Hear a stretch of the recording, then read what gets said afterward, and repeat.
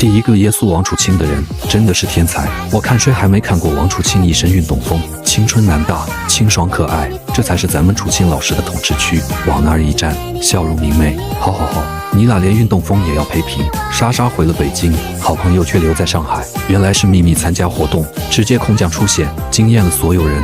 网友拉评：一家总要留一个赚钱的。30多度的上海，在太阳底下的楚钦老师，冷白皮配上青春运动风，简直绝配。这一场活动下来，双刀流打了，跑步机上了，还进了橱窗。往那儿一站，就是风景。可惜楚钦老师一张嘴，跟淬了毒一样，张口就是梗。果然东北血脉撑不起我。玩得那么开心的爷爷，看得心软软，但一说到下班，这迫不及待的小模样，简直跟美宝一模一样。下班不积极，思想有问题。刚结束的全运会，美宝微脱40%的裤子，不甘心加班的小表情，让人忍俊不禁。